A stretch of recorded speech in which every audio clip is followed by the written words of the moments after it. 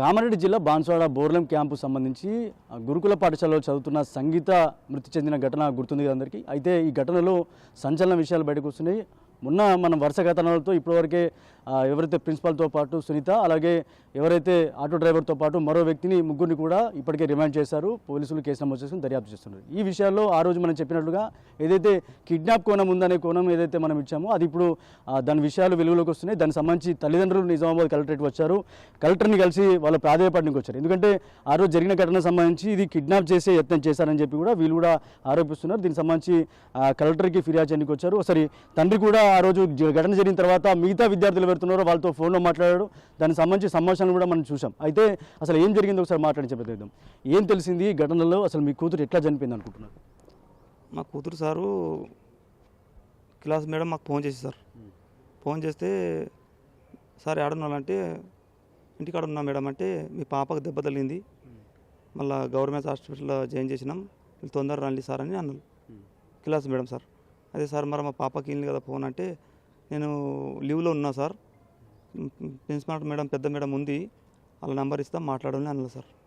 సరే ఏంటి సార్ అంటే ఇచ్చి మేడం నెంబర్ ఇస్తే మాట్లాడినా సార్.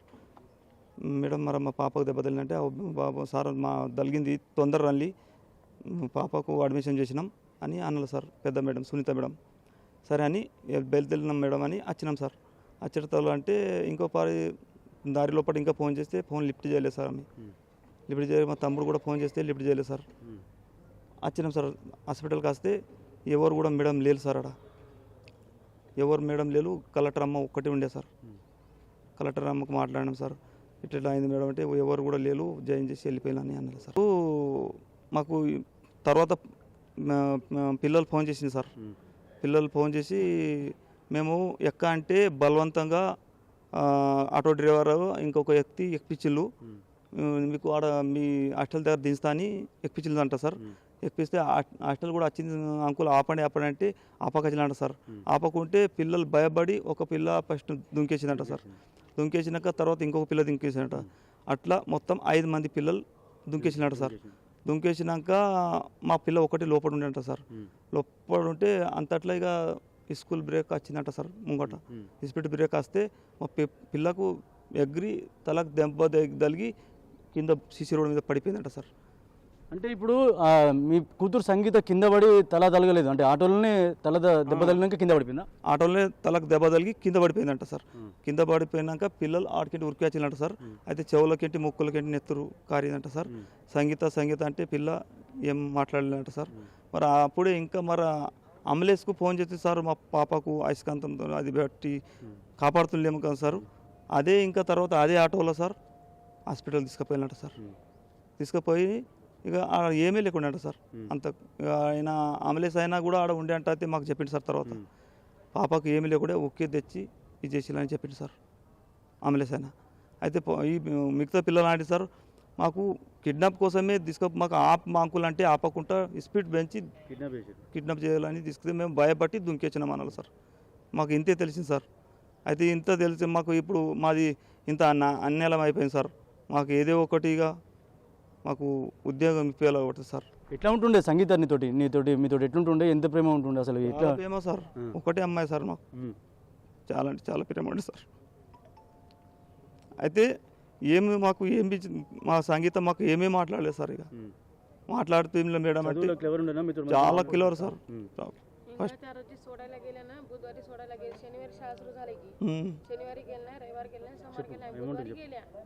అయితే సారు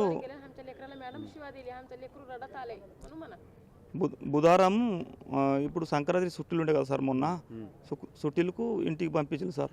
ఇంటికి పంపిస్తే మేము ఒక శనివారం స్టార్ట్ అయినాయంట స్కూల్ సార్. మాకు సోమవారం ఫోన్ చేసింది మేడం.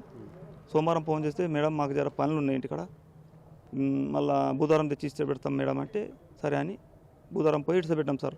బుధవారం పోయి ఇడిస పెడితే క్లాస్ మేడం మా పాపకు తిట్టిందంట సార్. చివరిగా ఏం చెప్పింది నీ కూతురు? మంచి ఇంటికి స్కూల్ పోయేటప్పుడు ఏమైనా మాట్లాడిందా చివరిగా మంచిగా మాట్లాడింది. అయితే స్కూల్లో ఇడిసబెట్టి వచ్చినాక సార్ మా పాప సంతకం కోసం మా వాళ్ళ పోయింది సార్.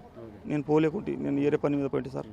అయితే మా వాళ్ళకు మా పాప ఏడ్చుకుంటా వచ్చిందంట మా వాళ్ళ దగ్గర. ఎట్లే ఏడుస్తున్నావు బాబా చెల్లి అక్క బిడ్డ అంటే మేడం తిట్టింది అమ్మ అని మా వాళ్ళకి చెప్పిందంట సార్.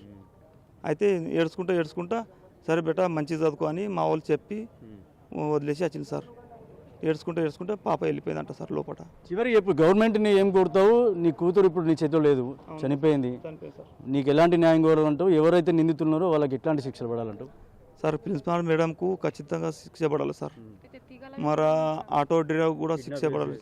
మళ్ళీ ఇంకొక వ్యక్తి కూడా ఆయమ్మ కూడా సరిగా మాకు చెప్పలేదు సార్. మళ్ళీ ఇంకొక ఆయన ఆటో డ్రైవర్తో వచ్చిన వ్యక్తి కూడా శిక్ష పడాలి సార్. మళ్ళీ ఇక మాకు ఏదో గవర్నమెంట్ ఉద్యోగం ఇప్పించాలి సార్. మాకు డబ్బులు అవసరం లేదు సార్. మాకు ఏదో గవర్నమెంట్ ఉద్యోగం ఇప్పించాలని కోరుకున్నాం, డిమాండ్ చేస్తున్నాం సార్. ఇట్లా ఆ రోజు నుంచి కూడా చాలా వరకు విద్యార్థి సంఘాలు వీళ్ళ కుటుంబానికి అండగా నిలిచాయి. ఈ కోణంలోనే చాలా వరకు విచారణ కొనసాగుతుంది. ప్రస్తుతం విద్యార్థి సంఘాలు ఉన్నారు, ఏం చెప్తారు? ఇట్లాంటి ఘటన మరీ దారుణమైన ఘటన. ఆటోల నుంచి పాప పడి చనిపోయింది, ఆటో లోపలనే దెబ్బ తగిలి బయటపడ్డదని చెప్పి తండ్రి చెప్తున్నాడు. ఇప్పటికే దీనికి సంబంధించి విచారణ కమిటీ కూడా రిపోర్ట్ ఇచ్చింది. ఎట్లా చెప్తారు? ఏదైతే జరిగినటువంటి ఘటన మీద విచారణ కమిటీని ఏర్పాటు చేసిందో ప్రభుత్వం నిజామాబాద్ మన బాన్స్వాడకు సంబంధించి కామారెడ్డి జిల్లాలో, ఆ విచారణ కమిటీ వాస్తవాలను పై ఉన్నతాధికారులకు చేరవేయకుండా ఈ కేసు యొక్క తీవ్రతను తగ్గించే కుట్రలో భాగంగా అక్కడ ఉన్నటువంటి దోషులను కేసు తీవ్రతను తగ్గించి కొంచెం కాపాడే ప్రయత్నం చేసే విధంగా, అంటే ఈ కిడ్నాప్ జరుగుతున్నది, పిల్లల్ని ఎత్తుకెళ్లే ప్రయత్నం జరుగుతున్నది, అది ఒక గర్ల్స్ హాస్టల్లో ఒక లేడీ ప్రిన్సిపల్ ఎలో చేసినటువంటి ఇద్దరు వ్యక్తులు అర్ధరాత్రి హాస్టల్లోకి జోరబడి నలుగురు అమ్మాయిలను ఎత్తుకెళ్లే ప్రయత్నం జరిగింది అనే వాస్తవం బయటకు వస్తే ప్రభుత్వం అప్రతిష్ట పాలవుతుంది. ఒకటి, రెండవది అక్కడ ఉన్నటువంటి వ్యక్తులకు పొలిటికల్ అండ కూడా ఉన్నది. కాబట్టి అక్కడ ఉన్నటువంటి డిపార్ట్మెంట్ వాళ్ళు ఏదైతే విచారణ కమిటీ ఉందో ఈ కేసు తీవ్రతను తగ్గించి, కేసు యొక్క ప్రభావాన్ని తగ్గించి చిన్న చిన్న కేసులతోటి ఈ కేసును డైవర్ట్ చేద్దామని చెప్పేసి ప్రజల్ని మభ్యపెట్టే కుట్రలో భాగంగా ఉన్నతాధికారులకు తప్పుడు సమాచారాన్ని ఇవ్వడం అనేది జరిగింది, స్పష్టంగా కనబడతా ఉంది. దీని వెనుక పొలిటికల్ వ్యక్తుల యొక్క హస్తం ఉన్నది, ఆమెను కాపాడే ప్రయత్నం చేస్తున్నారు. ఇది చాలా అమానవీయమైనటువంటి ఘటన, నిండు ప్రాణం వీళ్ళ నిర్లక్ష్యానికి బలైందని చెప్పేసి మేము అభిప్రాయపడతా ఉన్నాం. దోషుల్ని అత్యంత దారుణంగా కఠినంగా శిక్షించాలి. తీవ్రమైనటువంటి సెక్షన్ల కింద చట్టాన్ని కేసులు నమోదు చేసి వీళ్ళని జైల్లో ఎక్కడికక్కడ పెట్టేసేయాలి, వాళ్ళని జీవితంలో బయటకు రానియకుండా. ఇలాంటి తప్పుడు పద్ధతులు మళ్ళీ అదే హాస్టల్లో పునరావృతం కాకుండా చూసే విధంగా కేసులు ఉండాలి.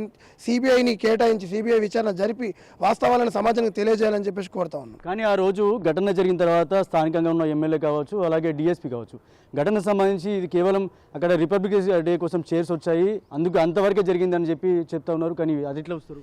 రిపబ్లిక్ డే కోసం ఫర్నిచర్, కొత్త ఫర్నిచరు ఒక గురుకులంకి వచ్చే అంత సిచ్యువేషను, అంత చిత్తశుద్ధి మన ప్రభుత్వాలకు ఈరోజు ఉన్నాయా?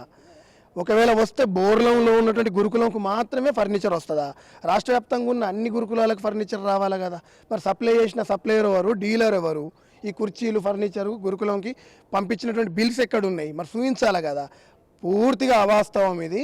గురుకులంలో ఉన్నటువంటి ప్లాస్టిక్ చైర్లను ఆ ప్రిన్సిపల్ మేడం ఇంటి దగ్గర చేసుకున్న సత్యనారాయణ పూజ కోసం 300 కక్కుర్తిబడి టెంట్ హౌస్ నుంచి తెస్తే కుర్చీకి 10 రూపాయలు అవుతాయి, ఓ 30 కుర్చీలకు 300 అవుతాయి. వాటికి కక్కుర్తిబడి గురుకులంలో ఉన్న కుర్చీలను ఆటోలో, ఆ ఆటో ఏదైతే ఆటో ఉందో కాశీనద్ది, గురుకులం యొక్క రెగ్యులర్ అవసరాలకు ఉపయోగించుకునే ఆటో అది. అతని ఆటోలో గురుకులంకు సంబంధించిన ప్రాపర్టీ కుర్చీలని సొంత ఇంట్లో జరుగుతున్నటువంటి సత్యనారాయణ పూజ కోసం పంపించుకున్నది. 1,00,000 రూపాయల జీతాలు తీసుకొని 300 కక్కుర్తి పడ్డమే ఈరోజు ఆమె జీవితం నాశనం కావడానికి కారణమైంది. అయితే రిపబ్లిక్ డే వస్తుందని చెప్పేసి జనవరి 25 రోజు సాయంత్రం హడావిడిగా ఆటో డ్రైవర్ ఫోన్ చేసి ఇంటికి పోయి కుర్చీలు తీసుకురమ్మని చెప్పి ఆదేశం ఇయ్యగా ఆటో డ్రైవర్ అదేవిధంగా ప్రిన్సిపాల్ ఇంటికి పోయి కుర్చీలు తీసుకొని వచ్చిండు. వచ్చేటప్పుడు హెల్ప్ కోసం ఇంకొకరిని అంగోతు దుర్గా అనేటువంటి వ్యక్తి ఎవరైతే ఉన్నారో, అదే బోర్లం క్యాంపు తాండాకు సంబంధించినటువంటి వ్యక్తి, ఆయన సహకారం తీసుకొని అతన్ని తీసుకొని రావడం జరిగింది. కొత్త వ్యక్తిని హాస్టల్లోకి అక్రమంగా తీసుకొని రావడం వలన ఈ ప్రమాదం జరిగింది. ఈ నిర్లక్ష్యానికి పూర్తి బాధ్యత అక్కడ ఉన్నటువంటి ప్రిన్సిపల్ సునీత మేడమే వహించాలి. ఆమె మీద ఖచ్చితంగా కఠినమైనటువంటి శిక్షలు పెట్టాలి. సస్పెండ్ చేసిర్రు, రిమాండ్లోకి కస్టడీలోకి తీసుకున్నారు. కానీ వాస్తవమైనటువంటి విచారణ సిబిఐ ద్వారా చేపట్టి సమాజాన్ని మొత్తం నిజాలని సమాజానికి తెలియజేసి ఆమెను డిస్మిస్ చేయాలి, జైలుకు పంపించాలి. అదేవిధంగా ఇందులో ఉన్నటువంటి ఆటో డ్రైవర్ తోటి వచ్చినటువంటి వ్యక్తిని కూడా కఠినంగా శిక్షించాలి. దీంతోపాటు కుటుంబ సభ్యులకు న్యాయం చేయాలి, ఎక్స్గ్రేషియా ఇవ్వాలి. మేము యూనియన్గా సమాజం ప్రజల తరపున, కుటుంబం తరపున కోరుతా ఉన్నాం ప్రభుత్వాన్ని. 50 లక్షల ఎక్స్గ్రేషియా ఇవ్వాలి కుటుంబానికి. అదేవిధంగా ఒక ఇల్లుని ఏర్పాటు చేసి ఇవ్వాలి. కుటుంబంలో ఒకరికి ప్రభుత్వ ఉద్యోగం ఇవ్వాలి. ఆమె వాళ్ళ బిడ్డ ఎవరైతే ఉన్నారో చనిపోయిన సంగీత, ఆమె టాలెంటెడ్ స్టూడెంట్, అందుకని అక్కడ సీట్ రావడం జరిగింది. వాళ్ళ పెద్ద బిడ్డ, ఒకటే బిడ్డ, ఆమె ఇంకా 4 రోజులు అయితే చేతికి వచ్చేది, పిల్ల మంచి ఉద్యోగం తెచ్చుకునేది, తల్లిదండ్రుల ఆశలు నెరవేర్చేది. కానీ ఈరోజు ఆశలన్నీ అడాశలు అయిపోయినాయి. వీళ్ళ నిర్లక్ష్యానికి ఒక నిండు ప్రాణం బలైంది. ఈ నష్టాన్ని ఎవరు కూడా భర్తీ చేయలేరు. కాబట్టి ఆ కుటుంబానికి ప్రభుత్వ ఉద్యోగం ఇస్తూ 50 లక్షల ఎక్స్గ్రేషియా ఇస్తూ అదేవిధంగా ఒక ఇల్లుని కేటాయించి న్యాయం చేస్తూ వీటన్నిటికంటే ముందు దోషుల్ని సమగ్రమైన విచారణ చేపట్టి కఠినంగా శిక్షించాలి. ఇలాంటి తప్పులు మళ్ళీ పునరావృతం కాకుండా చూడాలి. ఇదే గురుకులంలో సంవత్సర కాలంలో 4 సంఘటనలు జరిగినాయి. బాన్స్వాడకు సంబంధించిన సబ్ కలెక్టర్ కూడా గతంలో ఒకసారి ఇదే సునీత మేడంకి సంబంధించి ఒక ఇంటర్వ్యూ కూడా ఇచ్చింది. నిర్లక్ష్యం జరిగింది, ఒక అమ్మాయి అబ్బాయితో బైక్ మీద వెళ్ళిపోయింది, లేడీ వాచ్మెన్ నెట్టేసుకోనని. అంటే ఒకే గురుకులంలో ఇన్ని సమస్యలు జరుగుతూ ఉంటే ఇప్పటికి కూడా ఆమెను ఎందుకు ఆమెను చూసినట్టు వదిలేస్తున్నారు. అంటే ఈమె ఫ్యామిలీ మెంబర్స్లో ఎవరో పొలిటికల్ లీడర్ ఉన్నట్టు, వాళ్ళు ఇన్ఫ్లుయెన్స్ చేస్తున్నట్టు కూడా తెలుస్తుంది. కాబట్టి కఠినంగా శిక్షించాలని చెప్పేసి కోరుతా ఉన్నాం. రైట్, ఇది ఒక్కగానొక్క కూతురు సంగీత ఏదైతే బోర్లెం స్కూల్కి సంబంధించిన ఘటనలో చనిపోయిందో ఇలా చాలా విషయాలు కూడా సంచలన విషయాలు బయటకు వస్తున్నాయి. ఇంతేకాకుండా గతంలో కూడా సునీత ప్రిన్సిపల్పై చాలా ఆరోపణలు ఉన్నాయి. ఈ ఆరోపణలు బయట అన్ని తీయాలి. అలాగే ఈ ఘటనకు సంబంధించి సిబిఐ ఎంక్వైరీ చేయాలి. కుటుంబానికి ప్రభుత్వం పూర్తి అండగా ఉండాలని చెప్పి కోరుతున్నారు. అంతేకాకుండా విచారణ చేసిన అధికారులు ఎవరుతున్నారో రాష్ట్ర గురుకుల కార్యదర్శి కూడా తప్పుడు రిపోర్ట్ ఇచ్చారు. దానిపై కూడా స్పెషల్ ఎంక్వైరీ జరగాలి.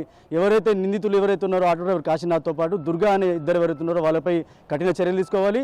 సునీతపై మరింత కఠినమైన శిక్షలు విధించి న్యాయం చేయాలని చెప్పి కూడా కుటుంబానికి న్యాయం చేయాలని కూడా కోరుతున్న పరిస్థితి. కెమెరా పర్సన్ సందీప్తో రాజేష్, బిగ్ టీవీ, నిజామాబాద్ నుంచి.